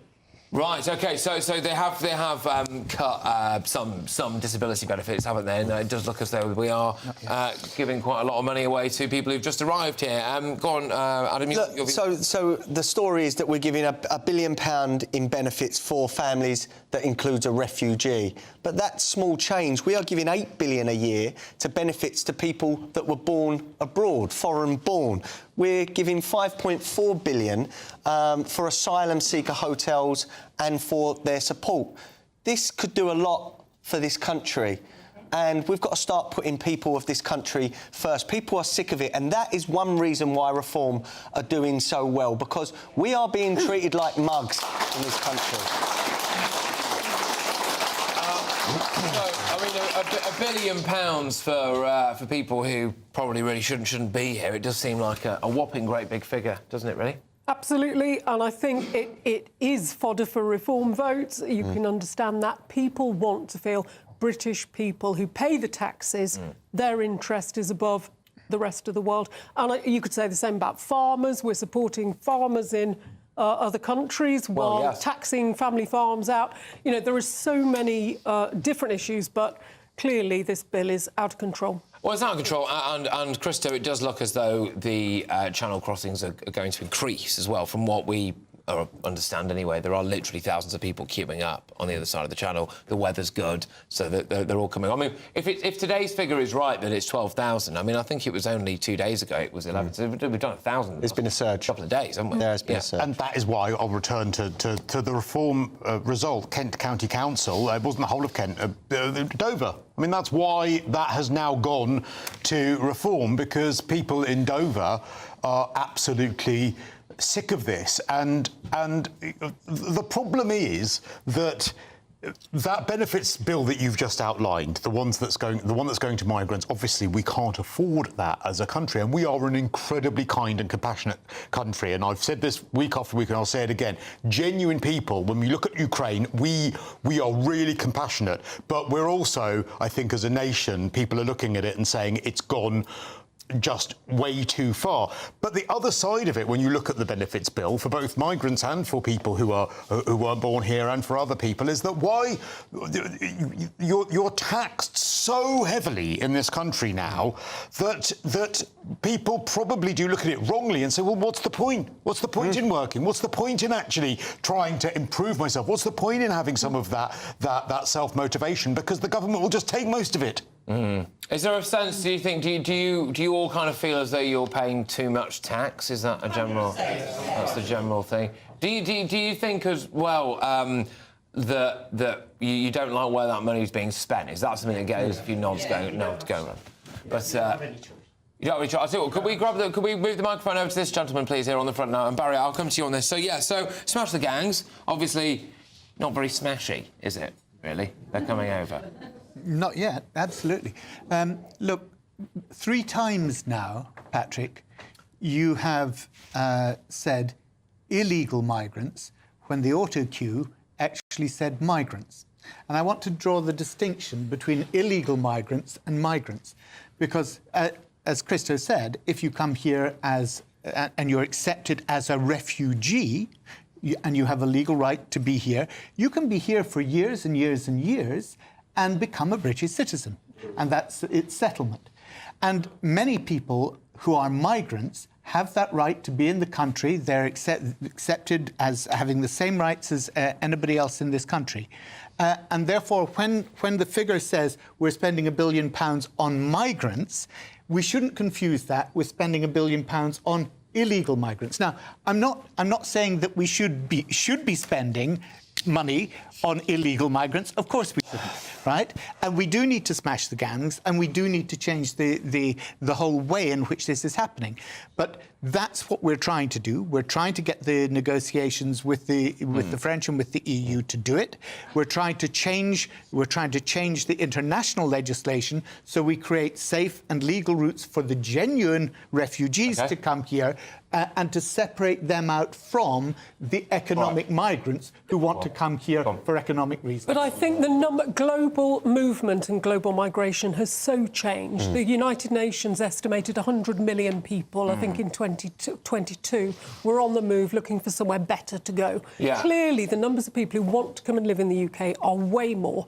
And while there is a loophole they can get round, I would offshore. And Rwanda, I am so sad that it didn't get up and running, because I think what we need is, if you need asylum, you will be sent somewhere safe, but it won't be into the UK. Okay. Yeah. And maybe we fund that, we educate people, we build the economy. I'll come to you in a second, Adam, but I just want to hear from this gentleman here. So you look like you have something to say about this £1 billion for illegal migrants. Yes. Yeah, I think in terms of taxation, we pay a lot. And Adam, I think you said it well. Previous governments and the current government haven't listened to anyone and have taken decisions on migration benefits, and without listening to people, they potentially made the wrong decisions. So I feel I live in a country now where there's a lot of angst and potential unrest because no one's actually listened, and politicians have just done. Not just Labour, but Conservative, and for the last 20 years, potentially. OK, all right. Look, let's not sugarcoat this. These people are coming to this country because they know what they're going to get, and we're not going to deport them. We accept something like 75% of asylum claims we stamp, Barry. Over 60%. It's about 65%. Yet France is more like 25%. That tells you that our government departments don't know what they're doing and can't recognise economic migrants. Let's be clear, Alan, it's the courts. When it goes to tribunal, our judges decide who is a genuine asylum seeker and who's no disrespect, our judges are idiots. In 2019... Sorry, but they're destroying this country. In 2019, the cost of an asylum seeker was around £17,000 per year. Now it's £41,000 per year for an asylum seeker for us to fund that. Someone is making a hell of a lot of money, right? And it's not us. We're paying for it. Can I tell you one of the reasons why? And that is because the Conservatives let the court system ossify, so that we now have the backlog in the court system, which we're trying to clear. So until we can determine whether somebody is here legally as a genuine asylum seeker or not, you're still funding that person. So the costs have risen. That's why we need to address the court system, and that's what we're doing. Freeing up the court system, get people actually to have their case heard, and then, if they've no right to be here, deport them. We've got to move on. Another lively segment. Thank you very much. Coming up, fat jabs like Ozempic could be made available from pharmacies for free on the NHS, so no GP appointment needed. But are we just rewarding laziness, or is this the key to solving Britain's obesity crisis? My audience, who are all very svelte, by the way, I must say, we'll have that say shortly.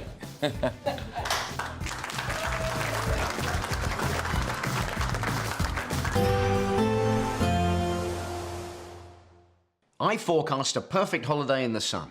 Weather looking good then? For sure, and no worries about our travel insurance. All Clear Travel Insurance sponsors GB News Travel Destinations Forecast. An unsettled spell across southwestern parts of Europe, bringing heavy rain and thunderstorms, but elsewhere plenty of warm sunshine, and it should be largely dry across the Canary Islands, Madeira, but as we head towards Portugal, Spain, southwestern parts of France, very unsettled with heavy showers and thundery outbreaks. But across Rome, the Adriatic coastline, much of Greece, it should be largely dry and plenty of sunshine. Now we could see some heavy showers move into northern parts of Rome on Sunday, but otherwise largely dry and temperatures in the low 20s. All Clear Travel Insurance sponsors GB News Travel Destinations Forecast. Welcome to your Friday evening weather update from the Met Office here on GB News. It's a bank holiday weekend, and you know what? The weather looks pretty good. OK, it's going to be a lot cooler than it has been, but many places will be dry thanks to this chunky area of high pressure. That high, though, is moving, and that's what's switching the wind direction.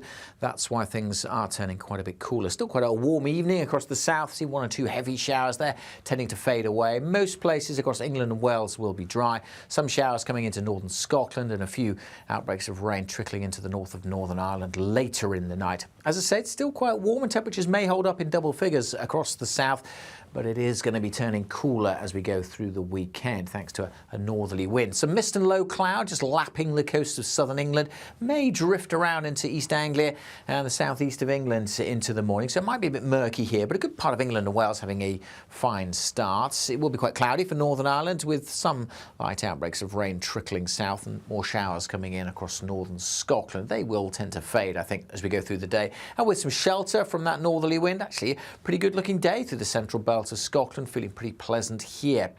Now, there is the small chance of seeing these heavy showers drift up across the channel to affect southernmost counties of England for a time through the day today. They could be heavy if you do catch one, but the vast majority won't see them. I think they'll mostly stay to the south, and it'll stay dry and bright.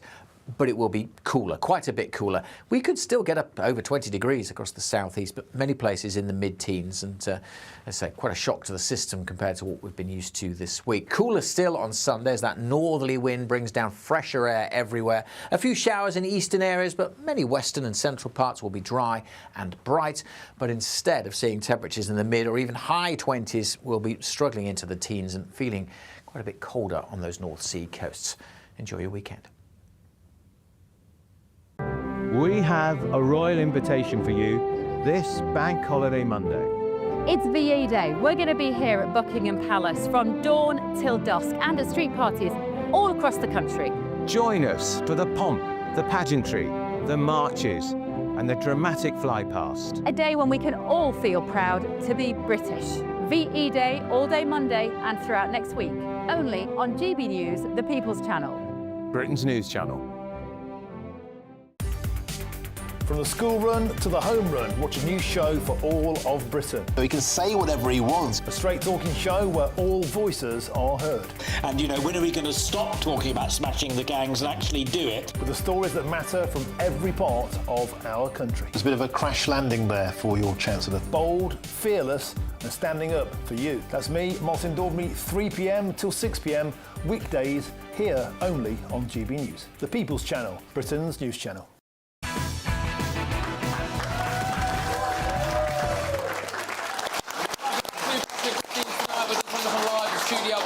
And my top panels. So, obese Brits could soon get weight loss jabs directly from pharmacies. No GP visit required. Currently, pharmacies are only offering jabs like Ozempic to people who pay for a private prescription, but health officials want to give pharmacists the power to just dish out the jabs if they see fit. So more than a quarter of adults in England are obese, apparently, and a further 36% are classed as overweight. So, who's got the microphone here? Yes, OK, so what would you like to say about this issue, then? Well, as somebody who's had gastric surgery and lost a significant amount of weight, courtesy of our NHS and local GPs, sending this trial over to pharmacists, my question would be, are there enough safeguards and can the pharmacists actually cope with the demand? Right. Okay. Good point. Well, there we go. I won't put anyone on the spot here, but I mean, I think quite a few people are on Ozempic or are on something like it, aren't they? What do you make of this then, Christy? I'll start with you. The idea that now maybe they should just dish this out over the counter at a pharmacy. I think it's an absolutely brilliant idea, and I'll tell you why. Because I've been on Mounjaro, which is similar to Ozempic. I've done it slowly over 2 years. I've lost about 6 stone. I've trained regularly. I've done it in a way that I think is healthy. I think that the problem that we have with these jabs at the moment is that a lot of people are buying them online. They're not being seen by anyone when they buy them, and so that is opening up to abuse. If you have to physically go in and see a pharmacist, if that pharmacist sees it is for you and that pharmacist sees you are not obese, you should not be given that jab. And so at the moment, that's not what's happening. So I actually think that although it might sound like it's going to lead to a stampede to the pharmacy, and bearing in mind the size of the people stampeding, it might not be a very great situation. And I was one of those people. I think actually this might discourage the abuse of it. OK, fine. I'm just going to put this thing out there. Some people think that maybe it's rewarding laziness. That actually, you know, for time immemorial, people have lost weight the old-fashioned way with more exercise and less food, and that now, if you can just get this over the counter, maybe you're rewarding... I'll say I'm one of those people that thinks it does reward laziness. I think this sort of technology should be used just for those that are obese. And as you said, you've lost 6 stone. You was clearly far too overweight. But I've heard of people in my area. I'm from Essex. Vanity is something, you know, off the scale sometimes. And there are girls and women in my area that are taking Ozempic and stabbing themselves with these injections just to get a good body for on holiday. Now, we are facing a future where you could take a pill or have an injection for everything. For me, that is like a horror movie or a sci-fi movie. What is happening to humanity? The safeguard should not be with the pharmacy. This is about big pharma and profits. It should just come from a doctor for those that need it. I take your point about people using it for vanity. That is ridiculous and it is wrong, and that is where the abuse of it comes up. But if you have been consistently overweight all your life, you have more fat cells in your body than a thin person. I've just said it's for the obese. I'm not digging at you. No, you're not digging at me. I mean, God, you know, you wouldn't dare. But the problem is that, unfortunately, if you are someone that has been consistently overweight, you can eat less, but you have so many fat cells in your body that your body is craving more food constantly, and so you are doomed to failure. So the idea that you're sort of cheating by taking it, I think, is not a great narrative. The people that are skinny that are taking it are cheating, not people like you, for genuine cases only. Well, I think there was a compliment in there somewhere. So what's your view on the Ozempic issue? I think some people might need a helping hand. If it reduces heart disease, diabetes, all of these health issues, but I wonder about the extent that it's used. And I think my weight, I've been much bigger and I've been this size and everything in between. I don't really notice, so I can get... Lifestyle comes into it. People, you know, I think willpower alone, for many people, it is really hard. And I think a bit of help, but I think it needs close monitoring. Well, Barry, I suppose, look, if it does mean that people are having less heart attacks, things like diabetes, all that stuff, gets them off the NHS waiting list, I suppose, and maybe off benefits, maybe as well. I suppose maybe it's a good thing. Look, first of all, I think, Christo, it's amazing what you've done, and congratulations. You know, I probably should have let in with that, sorry. Anyway, the other thing is, I don't think that what you two are saying is contradictory. No, it's not. I think you're absolutely right. When this is done in a controlled way, with exercise, it's great. It's great for the NHS. It's great for the economy, because actually the costs of obesity to the NHS are enormous, because all the other, you know, diabetes, macular degeneration, all the other things that come with and gastric bans and things that the NHS pays for. That's surgery. Absolutely. So I think it's fantastic to do that in that controlled way. The vanity stuff, you're absolutely right. It's crazy and it shouldn't be allowed. Right. So we have to control it, but if we can use this properly, then it's technology done well. Okay. If it's being marketed to the vanity end of the spectrum by the pharma companies, that we need to... People have died as well. People need to know that. People have died. So it's not just safe and you need care and you shouldn't take it without a good reason. Right. So just round us off, really, if you wouldn't mind standing up again. What do you make of the arguments that have been put across here, then? I think we've got to have the safeguards in place. I agree with the comments about vanity. The comments about, you've just got to do exercise and eat less and eat more healthily. It's a mental thing. Before I had my surgery, I had 3 years of support from the NHS in terms of counselling and health checks to make sure that I was fit for surgery. I've had the gastric band, I've not had the injections. Are the injections a quick fix? I don't believe so. OK. They offer some, each to their own. But can I just say, picking up on your point, you're absolutely right. What we don't recognise in this country is obesity and abusing yourself with food is a mental health problem. OK. It's not just physical. OK. All right. Well, there we go. We've got a lot more coming your way because we are going to be crowning this week's Greatest Britain and Union Jackass very shortly, most people's favourite bit of the show. So I'm going to need as much audience participation as possible when I come back. I'll see you in a sec.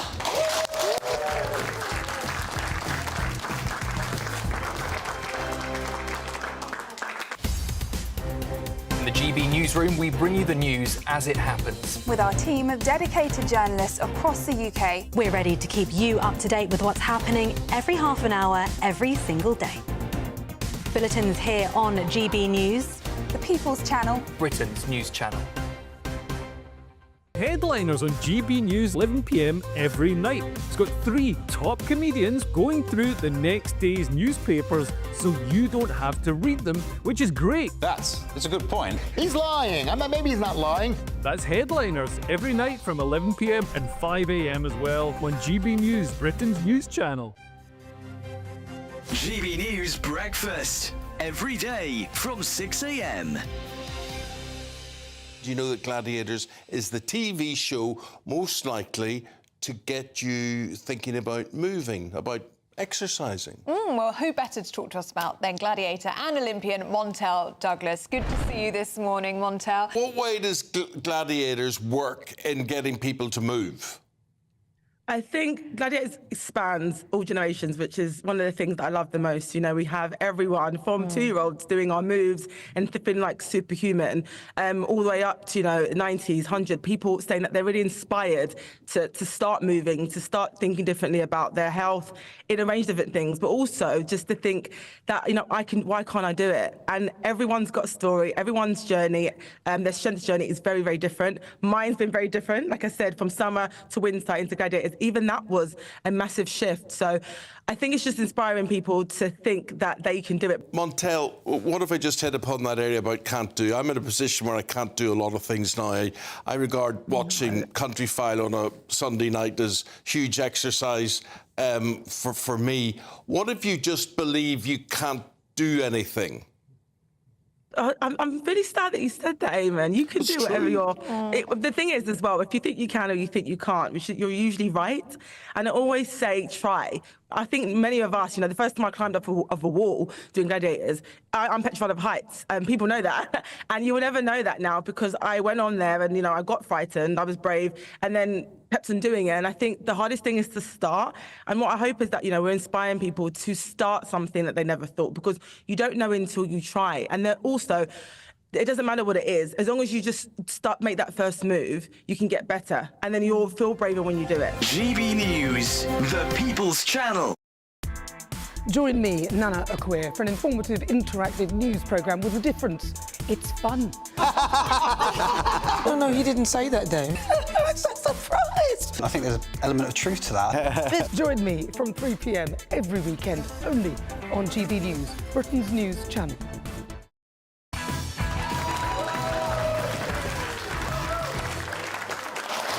Welcome back, everybody.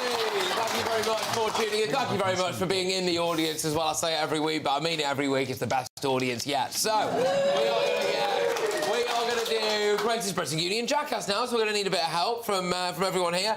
We're going to start with the Greatest Britons, and I think, Barry, I'll start with you, and then we'll work our way down. So who's your Greatest Briton? My Greatest Briton this week is a woman who everybody loved. She's no longer with us, but the King quoted her this week. She said, "Find a life worth enjoying, take risks, love deeply, have no regrets, and always have rebellious hope." It was the presenter and journalist Dame Deborah James. Yeah, nice start, mate. Well done. Yeah, well done. Yeah, good.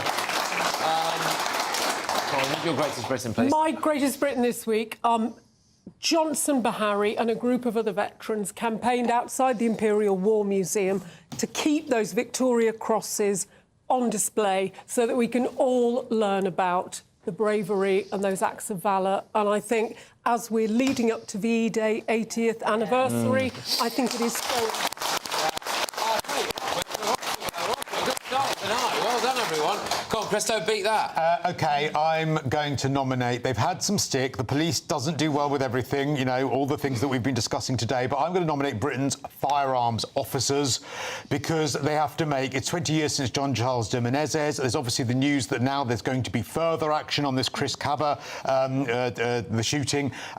These people have to put themselves in the line of fire, make split-second decisions, and I don't think they do so expecting to get prosecuted or having action against them, and they keep us safe.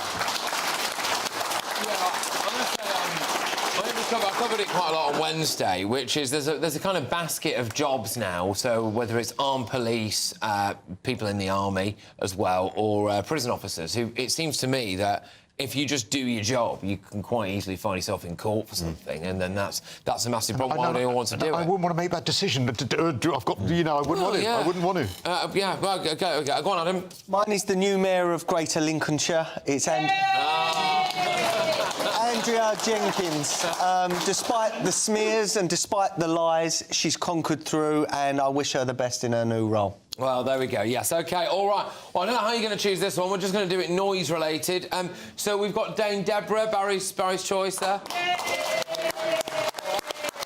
going to go for those brave veterans. Yeah, that's the one. OK, we've got armed police officer. And Andrea Jenkins. Yeah. I'm going to choose this. Yeah. I might call it a three-way. It's got to be the veteran. Oh, there we go. Yeah. You got it. Any single one of those, to be fair. So actually, I was a really good one. OK, let's rattle through this now. Same protocol, I think. Barry, use your Union Jackass, please. Chief Constable William Fraser, who in 1938 wrote a special report to stop two Londoners from capturing the Loch Ness Monster with a crossbow. Wow! Yes. Is it real? Is it real, the Loch Ness Monster? It's true. It's true. No, they're not. They're a monster. Do you think it's real? You ask a Scotsman whether it's real?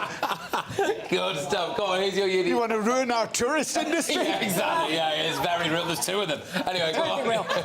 Someone else may have chosen my first nomination, so I would like to nominate Birmingham City Council after Andy Street spent so long as a fantastic mayor, bigging up Birmingham, and now people are just thinking rats, rubbish. Wow. People are living with this, and they need to settle this. I think quite interesting. Sorry to interrupt, but the whole if you fly tip now, they'll crush your car. I thought that was weird. It was like, I remember I read his tweet, and it was like, we'll prosecute you, we'll take your car, it was just the fun life, and then we'll crush it. And I was like, what? Well, Christo, it's your Union Jack. I'm going to nominate another council, Lambeth Council. One of their chiefs of the council, which is a very anti-car council, took a load of drugs, drank till they fell over, crashed their car. This person was earning £190,000 at the time, got prosecuted for it, and so obviously they decided maybe this person should step down from their job, and then they gave them £90,000 as a golden goodbye. And so that's just infuriating, but I actually admire him for finding somewhere in Lambeth to be able to drive. So who is he, this guy? Just his name is... Actually, that's not a name, just in case. Anyway. I deliberately did it, but yeah. Who's your Union Jackass? My Union Jackass is Keir Starmer for managing to wreck this country in just 9 months. The man puts foreigners before the great British people. OK, right, that's about... Wow. I think we might have a winner, but... Barry's Loch Ness Monster-related thing. A muttering, a murmuring. Go on here. What was that you want to go? Birmingham City Council, anyone? Oh, it's a light rumble. Christo for Lambeth Drug Driver Council Man. All right. And Keir Starmer.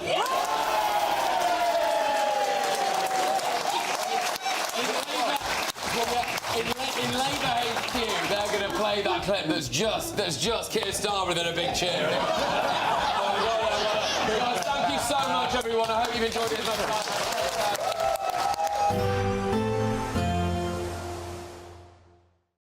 have. Even though we'll see a cloudy start, it'll be a bright outlook for the rest of the day.